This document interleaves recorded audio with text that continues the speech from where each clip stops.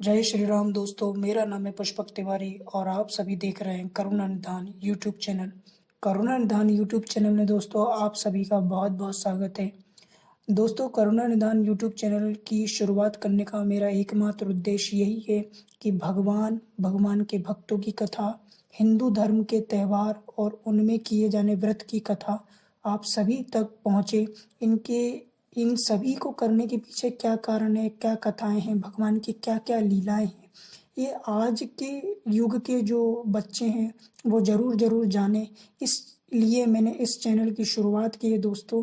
तो आज की जो वीडियो है इसमें मैं उपस्थित हुआ हूँ आप सभी के बीच सत्यनारायण व्रत की कथा को लेकर। दोस्तों, आप लोगों ने सुना होगा जब भी कोई गृह प्रवेश होता है या घर में किसी भी प्रकार का शुभ कार्य होता है तो आपने सुना होगा एक सत्यनारायण भगवान की कथा की जाती है। तो वो सत्यनारायण भगवान की कथा कराने का क्या महत्व होता है, क्या इसके पीछे कारण होता है, और सत्यनारायण कथा को जो होती है उसकी कथा क्या है, उसकी कहानी क्या है, तो आज की इस वीडियो में मैं आपको सत्यनारायण व्रत की कथा सुनाने जा रहा हूँ।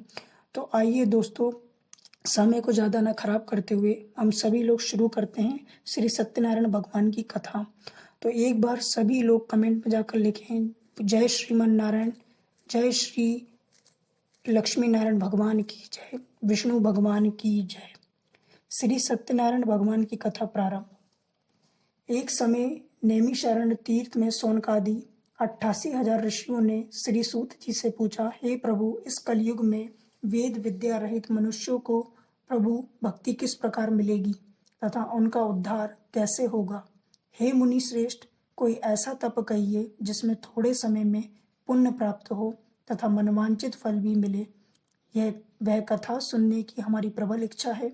सर्वशास्त्र ज्ञाता श्री सूत जी बोले, है वैष्णवों, मैं पूज्य आप सब ने प्राणियों के हित की बात पूछी है। अब मैं उस श्रेष्ठ व्रत को आप लोगों से कहूंगा जिस व्रत को नारद जी ने श्री लक्ष्मी नारायण भगवान से पूछा था और श्री लक्ष्मीपति ने मुनि श्रेष्ठ नारद जी से कहा था। यह कथा ध्यान से सुनो। एक समय योगीराज नारद जी दूसरों के हित की इच्छा से अनेकों लोकों में घूमते हुए मृत्युलोक में आ पहुंचे। यहाँ अनेक योनियों में जन्मे हुए प्रहा सभी मनुष्यों के अपने कर्मों द्वारा अनेकों दुखों से पीड़ित देखकर विचार करने लगे कि किस यत्न के करने से निश्चय ही मानवों के दुखों का नाश हो सकेगा। ऐसा मन में सोचकर भगवान नारद विष्णु लोक को गए। वहां श्वेत वर्ण और 4 भुजाओं वाले देवों के ईश नारायण को देखकर, जिनके हाथों में शंख, चक्र, गदा और पद्म थे तथा वरमाला पहने हुए थे, देखकर स्तुति करने लगे। हे भगवान, आप अत्यंत शक्ति से संपन्न हैं। मन तथा वाणी भी आपको पा नहीं सकती। आपका आदि मध्य अंत नहीं है। निर्गुण स्वरूप के कारण भक्तों के दुखों को नष्ट करने वाले हो, आपको मेरा नमस्कार है। नारद जी से इस प्रकार की स्तुति सुनकर भगवान विष्णु बोले, हे मुनि श्रेष्ठ, आपके मन में क्या है? आपका किस कार्य के लिए आगमन हुआ है? निसंकोच कहो। तब नारद मुनि बोले, मृत्यु लोक में सब मनुष्य जो अनेक योनियों में पैदा हुए हैं, अपने अपने कर्मों के द्वारा अनेक प्रकार के दुखों से दुखी हो रहे हैं। हे नाथ, मुझ पर दया रखते हो तो बताइए कि उन मनुष्यों के सब दुख थोड़े से ही प्रयत्न से कैसे दूर हो सकते हैं। श्री विष्णु भगवान जी बोले, हे नारद, मनुष्यों की भलाई के लिए तुमने यह बहुत अच्छी बात पूछी। जिस काम के करने से मनुष्य मोह से छूट जाता है मैं कहता हूँ, सुनो। बहुत पुण्य देने वाला स्वर्ग तथा मृत्यु लोक दोनों में दुर्लभ ये उत्तम व्रत है। आज मैं प्रेमवश होकर तुमसे कहता हूँ, श्री सत्यनारायण भगवान का यह व्रत अच्छी तरह विधान पूर्वक संपन्न करके मनुष्य आयु पर्यंत सुख भोग कर मरने पर मोक्ष को प्राप्त होता है। श्री भगवान के वचन सुनकर नारद मुनि बोले कि उस व्रत का फल क्या है, क्या विधान है और किसने यह व्रत किया है और किस दिन यह व्रत करना चाहिए। हे भगवान, मुझसे विस्तार से कहो। भगवान बोले, दुख, शोक आदि को दूर करने वाला, सुख समृद्धि तथा संतान को देने वाला यह व्रत सब स्थानों पर विजयी करने वाला है। भक्ति और श्रद्धा के साथ किसी भी दिन शाम के समय मनुष्य भी सत्यनारायण जी ब्राह्मणों और बंधुओं के साथ धर्मपरायण होकर पूजा करे। भक्ति भाव से नैवेद्य केले का फल, घी, दूध और गेहूं का चूर्ण सबाया ले। गेहूं के अभाव में साठी का चूर्ण, शक्कर अथवा गुड़ ले तथा भक्ति भाव से भगवान को अर्पण करे तथा बंधुओं सहित ब्राह्मणों को भोजन कराने के पश्चात स्वयं भोजन करे। अंत में नृत्य, गीत आदि का आयोजन कर श्री सत्यनारायण भगवान का स्मरण करता हुआ समय व्यतीत करें। इस प्रकार व्रत करने पर मनुष्यों की सभी इच्छाएं निश्चय पूरी होती हैं। विशेषकर कली काल में मृत्यु लोक पर यही मोक्ष का सरल उपाय है। द्वितीय अध्याय की शुरुआत। सूत जी बोले, हे ऋषियों, जिसने पहले समय में इस व्रत को किया है उसका वर्णन करता हूँ, ध्यान से सुनो। सुंदर। काशीपुरी नगरी में एक अत्यंत निर्धन ब्राह्मण रहता था। वह भूख और प्यास से बेचैन हुआ पृथ्वी पर घूमता था। ब्राह्मणों से प्रेम करने वाले श्री भगवान ने ब्राह्मण को दुखी देखकर बूढ़े ब्राह्मण का रूप धारण कर उसके पास जा आदर के साथ पूछा, हे विप्र, नित्य दुखी होकर पृथ्वी पर क्यों घूमते हो? हे श्रेष्ठ ब्राह्मण, यह सब मुझसे कहो, मैं सुनना चाहता हूँ। ब्राह्मण बोला, मैं निर्धन ब्राह्मण हूँ, भिक्षा के लिए पृथ्वी पर फिरता हूँ। हे भगवान, यदि आप इसका उपाय जानते हो तो कृपया कर कहो। वृद्ध ब्राह्मण बोला कि श्री सत्यनारायण भगवान मनवांचित फल देने वाले हैं, इसलिए हे ब्राह्मण, तू उनका पूजन कर, जिसके करने से मनुष्य सब दुखों से मुक्त होता है। ब्राह्मण को व्रत का सारा विधान बतलाकर बूढ़े ब्राह्मण का रूप धारण करने वाले श्री सत्यनारायण भगवान अंतर्ध्यान हो गए। जिस व्रत को वृद्ध ब्राह्मण ने बताया है, मैं उनको करूंगा। यह निश्चय करने पर उस वृद्ध ब्राह्मण को रात में नींद नहीं आई। वह सवेरे उठकर श्री सत्यनारायण भगवान के व्रत का निश्चय कर भिक्षा के लिए चल दिया। उस दिन उसको भिक्षा में बहुत धन मिला, जिससे बंधु बांधवों के साथ उसने सत्यनारायण का व्रत किया। इसके करने से वह ब्राह्मण सब दुखों को छूटकर अनेक प्रकार की संपत्ति से युक्त हुआ। उस समय वह ब्राह्मण हर मास व्रत करने लगा। इस तरह श्री सत्यनारायण भगवान के व्रत को जो करेगा वह सब पापों से छूटकर मोक्ष को प्राप्त होगा। आगे जो पृथ्वी पर सत्यनारायण का व्रत करेगा वह मनुष्य सब दुखों से छूट जाएगा। इस तरह नारद जी से नारायण का कहा हुआ यह व्रत मैंने तुमसे कहा। हे विप्रो, मैं अब और क्या कहूँ? ऋषि बोले, हे मुनीश्वर, संसार में इस ब्राह्मण से सुनकर किस किस ने इस व्रत को किया, हम सब सुनना चाहते हैं। इसके लिए हमारे मन में श्रद्धा है। सूत जी बोले, हे मुनियों, जिस जिसने इस व्रत को किया है वह सब सुनो। एक समय वे ब्राह्मण धन और ऐश्वर्य के अनुसार बंधु बांधवों के साथ व्रत करने को तैयार हुआ। उसी समय एक लकड़ी बेचने वाला बूढ़ा आया और बाहर लकड़ियों को रखकर उसके मकान में गया। प्यास से दुखी लकड़हारा उनको व्रत करते देखकर नमस्कार कर कहने लगा कि आप यह किसका पूजन कर रहे हैं और इस व्रत के करने से क्या फल मिलता है, कृपया करके मुझसे कहो। ब्राह्मण ने कहा, सब मनोकामनाओं को पूर्ण करने वाला यह श्री सत्यनारायण भगवान का व्रत है। इनकी ही कृपा से मेरे यहाँ धन धान आदि की वृद्धि हुई है। इस व्रत के बारे में जानकर लकड़हारा बहुत प्रसन्न हुआ।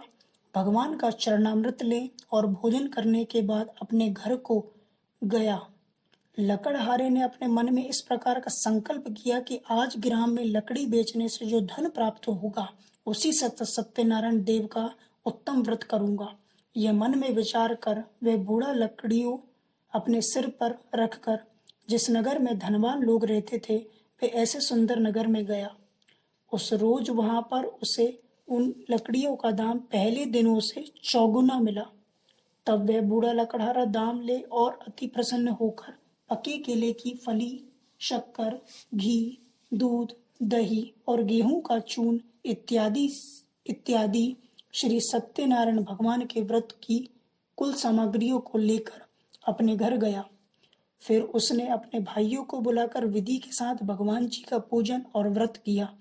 उस व्रत के प्रभाव से वे बूढ़ा लकड़हारा धन पुत्र आदि से युक्त हुआ और संसार के समस्त सुख भोग कर वैकुंठ को चला गया। तृतीय अध्याय प्रारंभ। सूत जी बोले, हे श्रेष्ठ मुनियों, अब आगे की कथा कहता हूँ, सुनो। पहले समय में उल्लाखमुख नाम का एक बुद्धिमान राजा था। वह सत्यवक्ता और जितेंद्रिय था। प्रतिदिन देव स्थानों पर जाता तथा गरीबों को धन देकर उनके कष्ट दूर करता था। उसकी पत्नी कमल के समान मुख वाली और सती साध्वी थी। भद्रशिला नदी के तट पर उन दोनों ने श्री सत्यनारायण भगवान का व्रत किया। उस समय वहां एक साधु वैश्य आया। उसके पास व्यापार के लिए बहुत सा धन था। वह नाव को किराने पर ठहराकर राजा के पास आया और राजा को व्रत करते हुए देखकर विनय के साथ पूछने लगा, हे राजन, भक्ति युक्त चित्त से यह आप क्या कर रहे हैं? मेरी सुनने की इच्छा है, सो आप यह मुझे बताइए। राजा बोला, हे साधु, अपने बांधवों के साथ पुत्रादि की प्राप्ति के लिए एक महान शक्तिमान सत्यनारायण भगवान का व्रत व पूजन किया जा रहा है।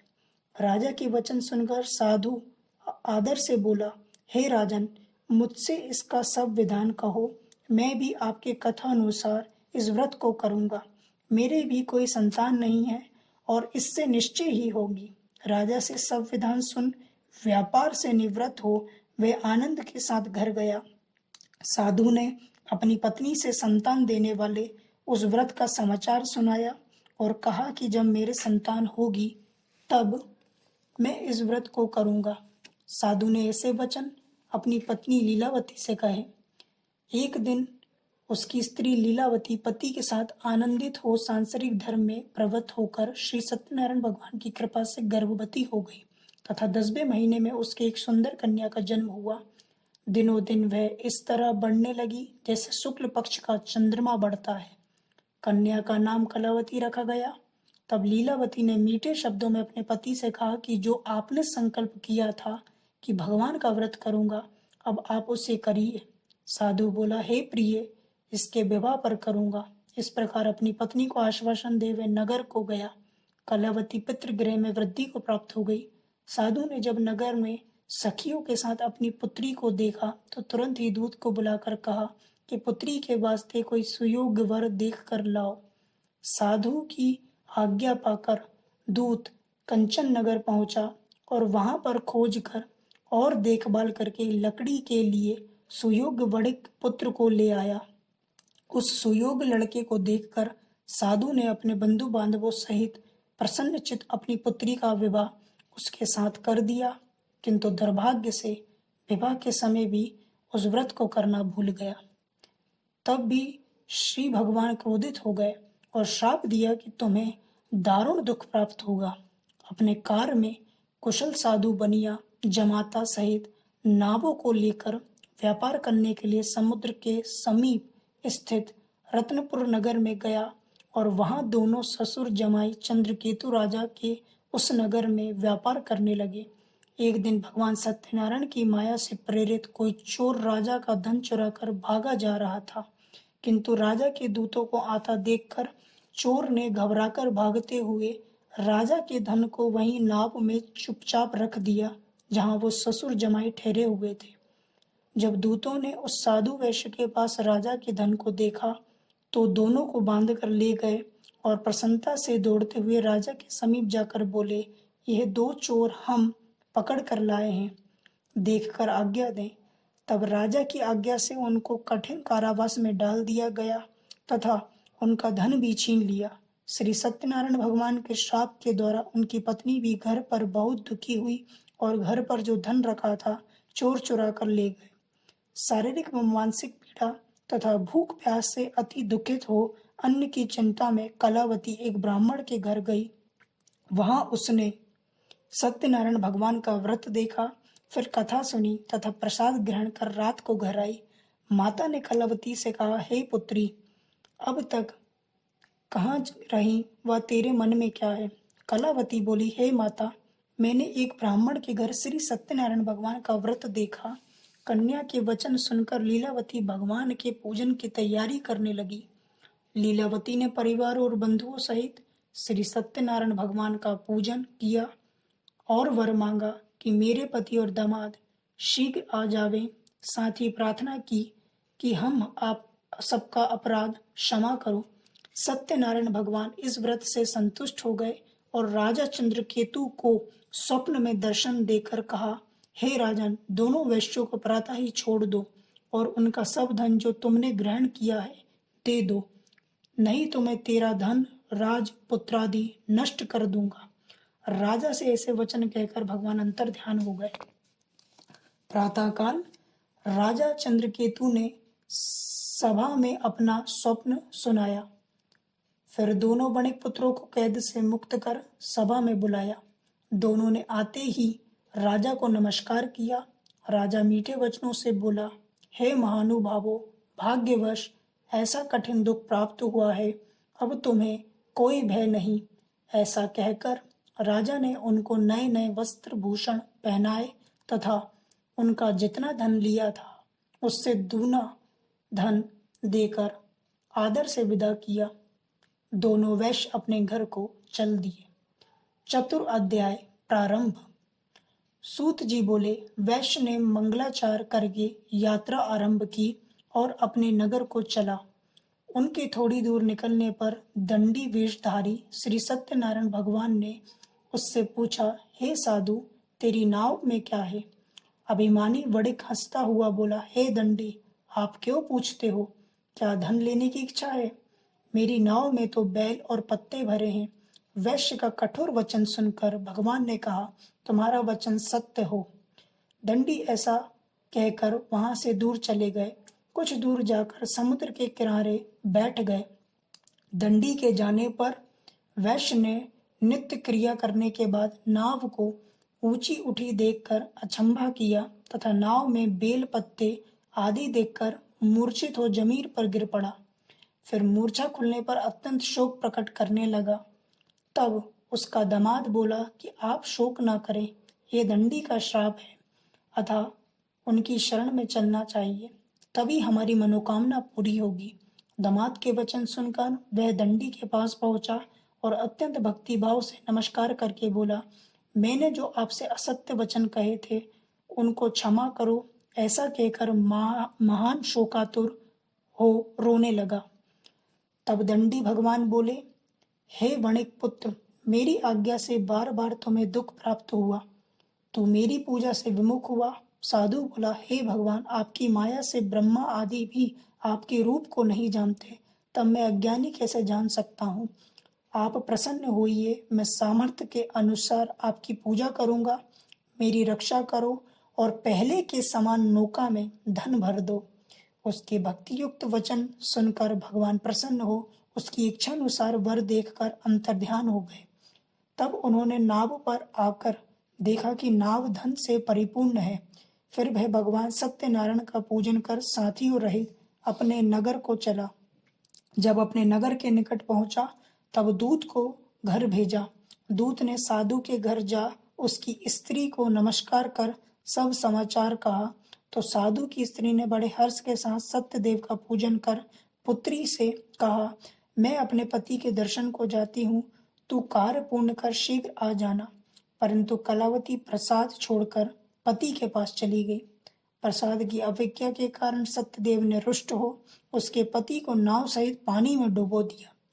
कलावती अपने पति को ना देखकर रोती हुई जमीन पर गिर गई। इस तरह नौका को डूबा हुआ तथा कन्या को रोता हुआ देख साधु दुखित हो बोला, हे प्रभु, मुझसे या मेरे परिवार से जो भूल हुई है उसे क्षमा करो। उसके दीन वचन सुनकर सत्यदेव प्रसन्न हो गए और आकाशवाणी हुई, हे साधु, तेरी कन्या मेरे प्रसाद को छोड़कर आई है, इसलिए उसका पति अदृश्य हुआ है। यदि वह घर जाकर प्रसाद खाकर लौटे तो इसे इसका पति अवश्य मिलेगा। ऐसी आकाशवाणी सुनकर कलावती ने घर पहुंचकर प्रसाद खाया, फिर आकर पति के दर्शन किए। तत्पश्चात साधु ने बंधु बांधवों सहित सत्यदेव का विधि पूर्वक पूजन किया। फिर इस लोक का सुख भोग कर अंत में स्वर्ग लोक को गया। पंचम अध्याय प्रारंभ। सूत जी बोले, हे ऋषियों, मैं और भी कथा कहता हूँ, सुनो। प्रजा पालन में लीन तुंगध्वज नाम का एक राजा था। उसने भी भगवान का प्रसाद त्याग कर बहुत दुख पाया। एक समय वन में जाकर वन्य पशुओं को मारकर बड़ के वृक्ष के नीचे आया। वहां उसने ग्वालों को भक्ति भाव से बांधवों सहित श्री सत्यनारायण जी का पूजन करते देखा। राजा देखकर भी अभिमानवश वहां नहीं गया और ना नमस्कार ही किया।